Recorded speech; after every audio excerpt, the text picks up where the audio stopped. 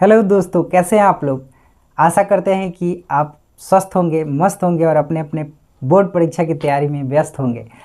तो दोस्तों, आज हम लोग 10वीं कक्षा के गणित का जो चैप्टर 2 है बहुपद, उसका 2.2 अध्याय का दूसरा नंबर सवाल जो है बनाने वाले हैं, जिसमें क्या है, द्विघात बहुपद लिखना है, जिसके लिए हमें शून्यकों का योग और शून्यकों का गुणनफल जो है वो दिया गया है।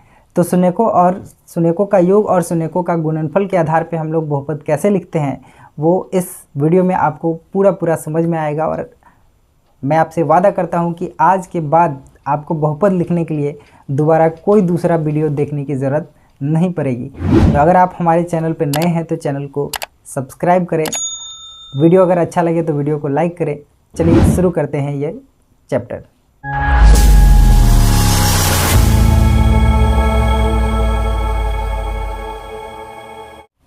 दोस्तों, 2.2 अध्याय के दूसरा नंबर जो सवाल है उसमें हमको क्या करना है, द्विघात बहुपद लिख के बताना है, जिसका शून्यकों का योग और शून्यकों का गुणनफल दिया गया है।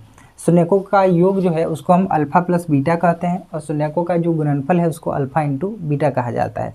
तो बहुपद लिखने के लिए हमारे पास शून्यकों का योग और शून्यकों का गुणनफल दिया गया है, जिससे कि हमको बहुपद लिख के दिखाना है। दोस्तों, बहुपद लिखने का जो सूत्र है वो है एक्स स्क्वायर माइनस शून्यकों का योग इंटू एक्स प्लस शून्यकों का गुणनफल, यानी कि x square minus alpha plus beta x plus alpha into beta. अब हमको यदि शून्यकों का गुणनफल और शून्यकों का योग पता हो तो हम इससे आसानी से बहुपद जो है वो लिख सकते हैं।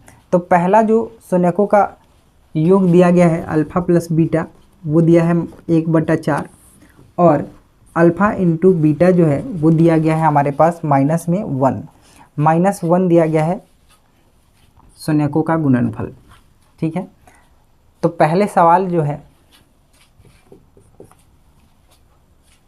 जो सवाल है उसका हमको शून्यकों का योग दिया है 1/4 और शून्यकों का गुणनफल दिया गया है -1।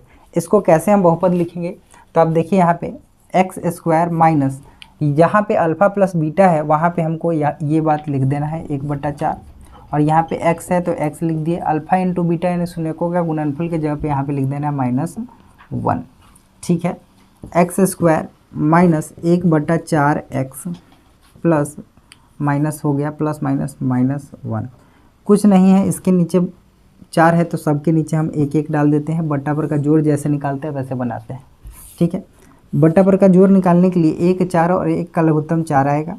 एक यहाँ पे 1 से 4 बार में तो हो जाएगा 4x स्क्वायर, 4 से 1 बार में इसलिए माइनस में 1x यानी कि x, और 1 से 4 बार में 4 आएगा यानी कि -4।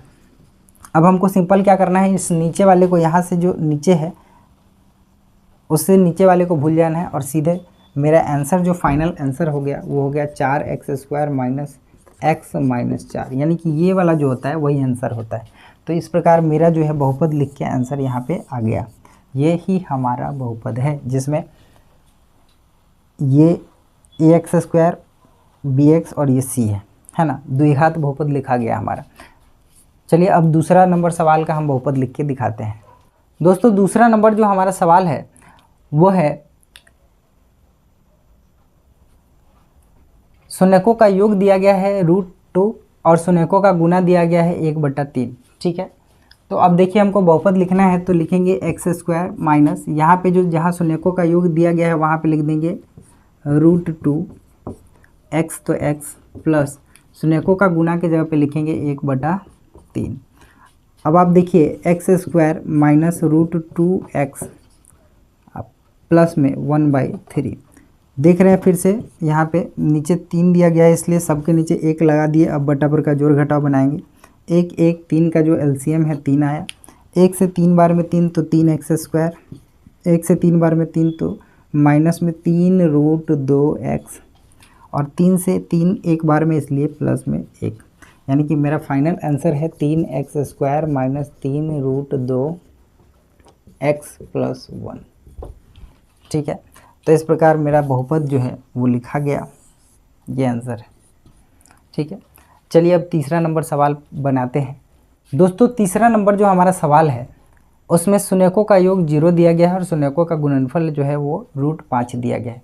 तो कैसे इसका बहुपद लिखाएगा, एक्स स्क्वायर माइनस शून्यकों का योग जो है हमको क्या दिया गया है 0x प्लस में यहाँ पे क्या दिया गया है शून्यकों का गुणनफल जो कि है √5, यानी कि हमारा फाइनल आंसर है एक्स स्क्वायर। ये पूरा पद 0 से x में गुना हुआ 0 हो गया, सीधे यहाँ पे √5। इस प्रकार हमारा बहुपद लिख के आ गया एक्स स्क्वायर प्लस √5, है ना। बहुत आसान बहुपद लिखना। अब कभी भी आपको बहुपद लिखना हो तो ये ध्यान रखिए कि आपको बीच में यहाँ शून्यकों का योग रखना है और यहाँ पे शून्यकों का गुणनफल, यहाँ पहले माइनस फिर यहाँ पे प्लस। बहुत ही आसान है। चलिए चौथा नंबर सवाल बनाते हैं। दोस्तों इसका जो चौथा नंबर सवाल है उसमें शून्यकों का योग 1 दिया गया है, शून्यकों का गुणनफल भी 1 दिया गया है। बहुत ही आसान सवाल है, इसको बनाते हैं। एक्स स्क्वायर माइनस शून्यकों का योग जहाँ है वहाँ पे रखेंगे 1 और x प्लस शून्यकों के गुणनफल के जगह पे रखेंगे x, यानी कि 1, यानी कि एक्स स्क्वायर माइनस 1x यानी कि x प्लस 1। ये हमारा बहुपद लिखा गया। उसके बाद अगला सवाल है 5वां नंबर सवाल, जो कि इसी आधार पे हम लोग बनाएंगे। चलिए उसको भी बनाते हैं। दोस्तों हमारा जो 5वां सवाल है उसमें शून्यकों का योग दिया गया है माइनस में 1/4 और शून्यकों का गुणनफल दिया गया है प्लस में 1/4। ये भी बहुत ही आसान है। एक्स स्क्वायर माइनस शून्यकों का योग जहाँ पे है वहाँ पे लिख देंगे माइनस में 1/4 x प्लस में शून्यकों का गुणनफल जहाँ है वहाँ लिख देंगे 1/4। अब आप देखिए ये हो गया x square minus minus plus, minus minus plus 1/4 x और यहाँ पे प्लस में 1/4। देख रहे हैं कि दोनों बट्टा में है तो यहाँ भी 1 डालेंगे और इसका एलसीएम निकालेंगे। 1 4 4 का एलसीएम जो है 4 आएगा। 1 से 4 बार में यानी कि 4x स्क्वायर, 4 से 1 बार में यानी कि 1x यानी कि x, 4 से 4 एक बार में यानी कि 1, यानी कि हमारा फाइनल आंसर जो है 4x square plus x plus 1 आ गया। यही हमारा फाइनल आंसर है। अब छठा और सबसे लास्ट सवाल है इस चैप्टर का, तो चलिए उस सवाल को भी बनाते हैं। तो दोस्तों इसका छठा सवाल जो है जिसमें शून्यकों का योग दिया गया है 4 और शून्यकों का गुणनफल दिया गया है 1, इसको भी बनाते हैं और ये चैप्टर हम लोग कंप्लीट करते हैं। एक्स स्क्वायर माइनस शून्यकों का जहाँ योग दिया गया है वहाँ पे 4x प्लस में शून्यकों का गुणनफल जो है वो है हमारा 1, तो x square minus 4x plus 1। इस प्रकार ये भी बहुपद हमारा लिखा गया। तो दोस्तों आशा करते हैं कि जो भी हमने आज आपको बताया है वो आपको बढ़िया से समझ में आया होगा। अगर आपको न समझ में आए तो इसको 1 बार 2 बार 3 बार वीडियो को बार बार देखिएगा, और अगर वीडियो अच्छा लगे तो वीडियो को लाइक कीजिए, चैनल को सब्सक्राइब कीजिए और इस चैनल के साथ बने रहिए। पूरा वीडियो देखने के लिए आपका बहुत बहुत